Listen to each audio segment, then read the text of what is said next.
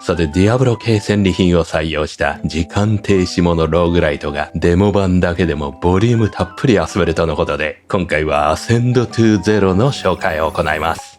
こちら最近トレンドの装備集めが可能なローグライトなハクスラゲーです。とにかく敵を大量に倒し、ドロップするレアリティ付きの装備をランダムで入手し、独自のキャラを作ることを楽しむ作品です。ローグライトなのでキャラレベルは毎回レベル1からです。また定番の道中暫定的な能力を得て、短い1回のゲームでものすごいスピードでキャラが強くなり、遊ぶたびに異なる構成で楽しめ、飽きが来にくい作りになっています。そこにアセンドトゥゼロは独自の要素を盛り込み、新たなゲームを作り上げました。まずこの作品は時間停止システムを主軸に構成されています。主人公には30秒という時間が与えられ、戦闘開始後30秒経過すると、初めに時間が巻き戻ります。しかし時間を止めることで30秒のカウントダウンも止められます。いかにこの時間停止を活用し、限られた時間でどこまで先に行けるかが肝となり、これこそがこの作品のゲームループになっています。ディアブロ3のグレーターリフトのように火力が高ければそれだけ先に行けます。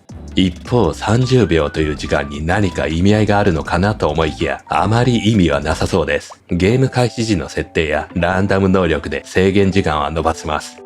ということからゲームクリアの鍵となる火力を上げるためには、より強い装備を集める、あるいは永続強化で初期ステータスを上げる、もしくはいかにゲーム中得られるランダム能力で強い構成を作るかとなります。次に1回のゲームテンポの良さが半端ないという点が挙げられます。序盤は一度のゲームがすぐ終わってしまいますが、それでも納得の満足感を得られるバランスになっています。一部屋一部屋敵を倒していく形式ですが、全て倒さなくても良いです。部屋をつなぐ通路は扉が閉まっているとか、そんなことはありません。時間を止めたらいきなり最後の方まで突き進むこともできます。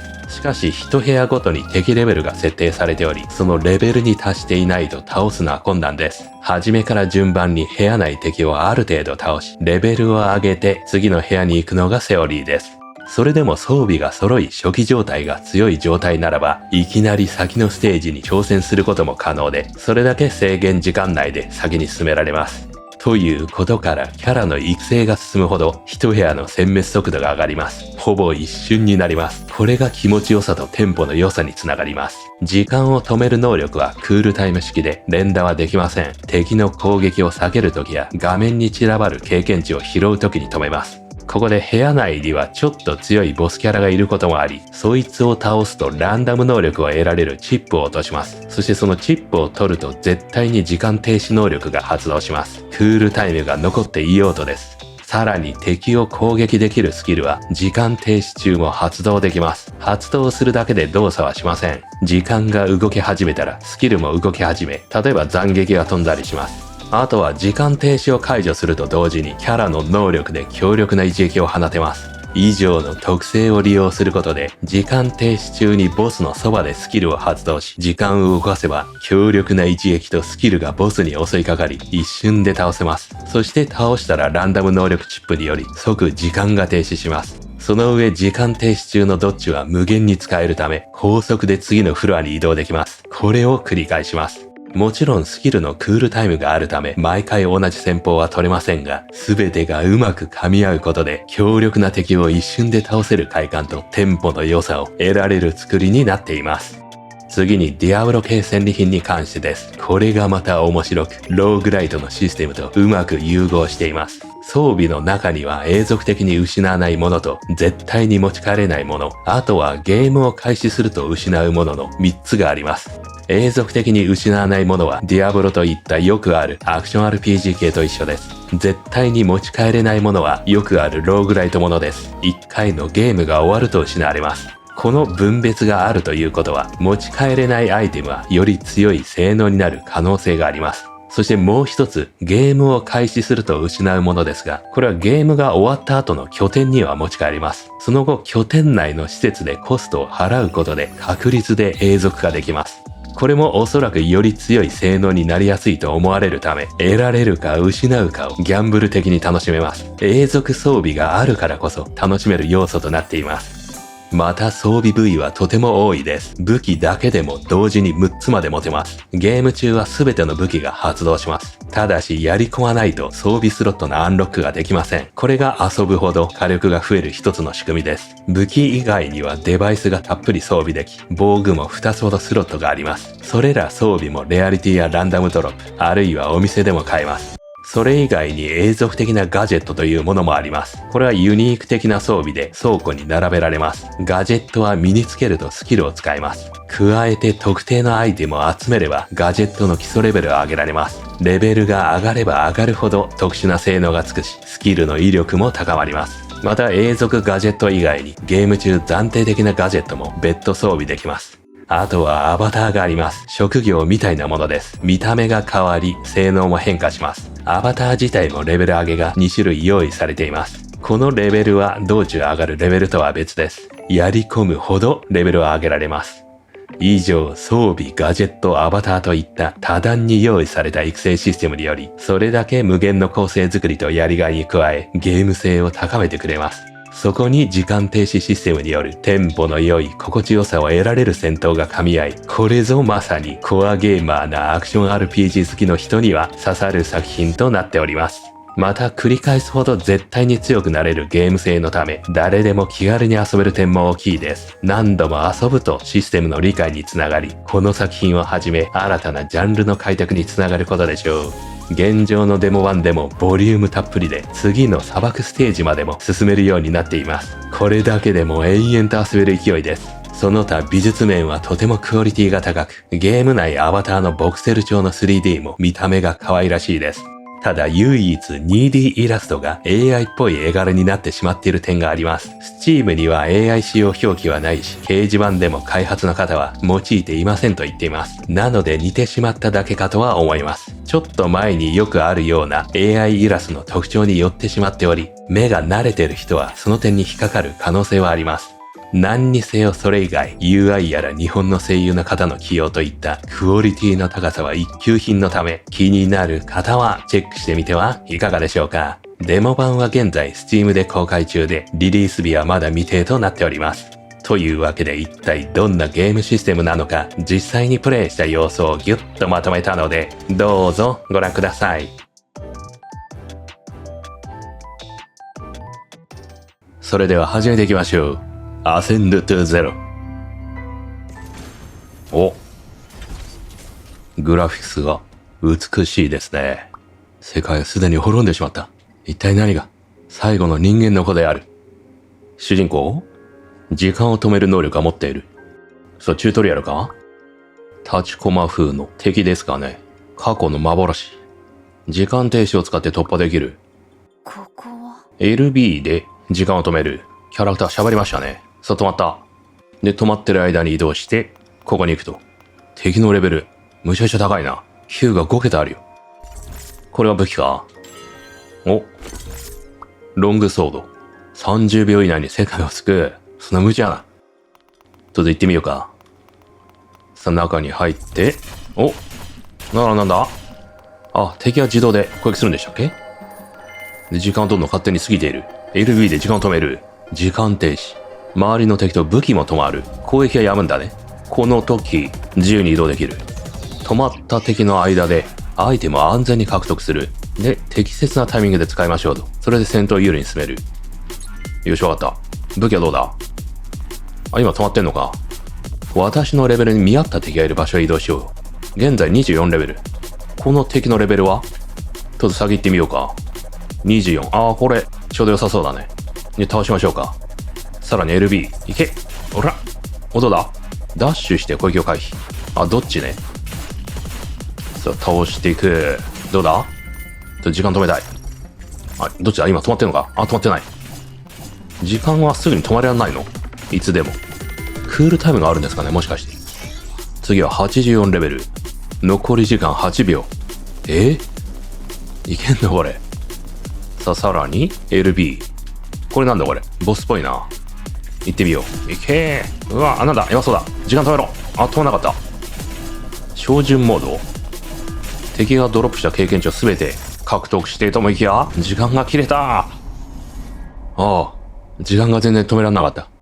あ、やっぱり時間停止にはクールタイムがあるんだ。タイミングよく使えと。そう便利なものじゃなさそうだね。拠点ですかね。みんなどこに行ったんだ。現在の任務。まだ過去に戻れと。これは確認。レベル120。4速型の敵を倒すと誰かが戻ってくる。ここら辺が達成すりゃいいのか。レベル70の強化された敵マンドレイク1800。2万。未来計算機。特性を選ぶ。レベル200で解禁されると。レベルどんどん上げていくんだね。というわけで再び行きましょうか。しかしね、このまま行くとまたさっきと同じ結果になるんじゃないの。何もできずに終わってしまいそうだけど。ここから始まるの。アバタースキル。時間停止を解除すると、アバタースキルを発動できる。いろんなアバターを収集しようと。色味がカラフルでいいね。さあ、再び武器。次はダガーか。よし。さあ、ダガーで切りまくって。そうか、経験値集めるされましたね。時間止める。集めるときに時間止めりゃいいのかな。動け。お、今、アバタースキル今発動したのかな。そう、時間止める。止まんない。クールタイムどれだ。とりあえず70達成しましたね。これでアンロックできるはずだ。敵の近くで時間停止を解除。大きなダメージを与える。近くね。待て、仲間がいるぞ。まあいいや、まず倒してみよう。いけ。アバターダメージ。お、400ダメージ。どっちだ。お、回成功した。クールタイムは時間止めろ。おお、ガブリエラ。急成功した。拠点に行ったようだね。で、さらになんだこりゃ。暫定能力。コモンタイマー。時間停止を直接発動できない代わりに、クールタイムが終わると自動で時間が停止。クールタイムが5秒減少。まあ、取ってみようか。で、インベントリはどうのって今言ってたけど。インベントリは何キーだ。これがインベントリ。現在の武器。だが、一般、コモンか。10に変えられんの。変えてみようか。インベントリ任務。お、アバターにもスキルツリー的なものが。使えば使うほど上がるのかな。アバタースキルみたいなものが。終わるぞ時間が。うわー。さあ拠点に戻ってきてと。時間研究室開放。研究ができる。あれ、武器は変わったままハンドガン維持されてますね。それと、アンレッド体力コア。装備品が維持されてるけど。これはどういう理由だ。これアンロックできる。ポイントが必要だ。とりあえずアンロックしとくか。2つまで装備できんのかな。さらに、コンテンツ解放。蘇れ。ガブリエラ。タイムマシン管理。おう。気がついたか。次はレベル120を目標にする。さっき200いったから、楽勝でしょうね。待てよ。これなんかあるな。未来計算機。特性を強化すると多様な効果を獲得できる。これ永続強化かな。まずは、2つある。ガジェット補給、もしくは技術チップ補給。どっちがいいんだか全然わからん。じゃあガジェット、選んでみた。タイムマシン入場ステータス。一度きりのステータスを購入できる。初めからちょっと強い状態で始められんのかな。でも一度きりだから、ポイントが余ってないとダメなんだね。で、初めは制限時間。それ増やした方がいいと。まだ武器もらえんのか。技術チップに、初めの能力。あと武器は2つ装備している。で、装備品入手してますね。セイスのロングソード。これは再度入場すると破壊される。抽出負荷。なるほど。持ってける装備と、そうでない装備があるんだ。理解してきた。プリセットもある。ロードアウトみたいのが作れんのかな。だが、体力がゼロになると制限時間が減るんだ。体力が満タンに見えるね、しかし。うおー。スコアショップ。なんか買えますと。ガチャもある。へえ。買えるの、早速。一番右がガチャだ。全額使う。もしくは、デバイス攻撃力アップ。これ買ってみようか。さあ、今度は設定していきましょうか。制限時間を増やす。プラス50秒。すごい。30秒でなんかやるゲームなんじゃないの ?50 秒も増やしちゃっていいの。まずは25秒でいいか。ガチャやってみましょうか。一体何が入手できるんだ。うわー。補給型ハンドガン。いらないものが手に入った。それ以外も手に入るんだ。さらになんか落ちてますね。装着するガジェット。これが永久ガジェットもしくは非永久ガジェット。とりあえず非永久ガジェットにこれは装備できたね。RT でなんか使えるな。ガジェットかな。 RT 発動。危ない危ない。うわー、多分今直撃食らいましたね。それで一回やられてしまったのかな。やられると制限時間がね一気に減る。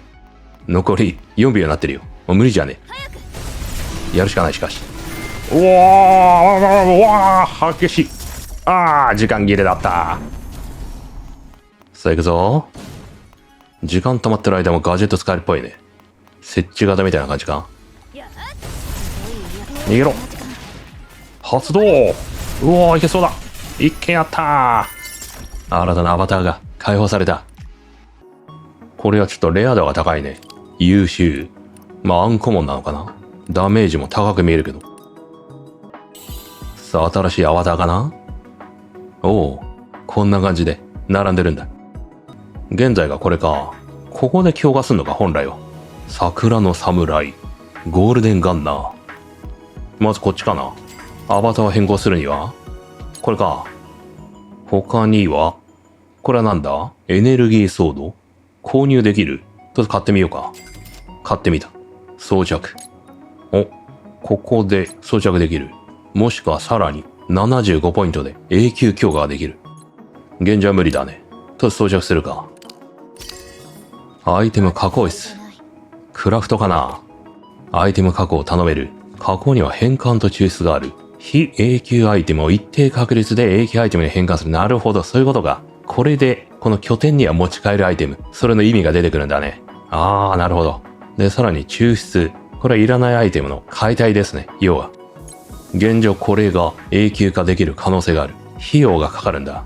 良質ね。レアリティ高いから。よし。これお願いしよう。変換。どうだ。うわー。やったー。なるほど。で、これ入手できましたね。48% でなんだ。アンレッド、捜索レーダー、幸運が上がる。48%。謎の数値が。あとは不要品をばらしましょう。まとめて解体できるのかな。抽出完了。お試しで時間の子のレベル上げてみようか。時間の子レベル1。レベル2で何かが解放される。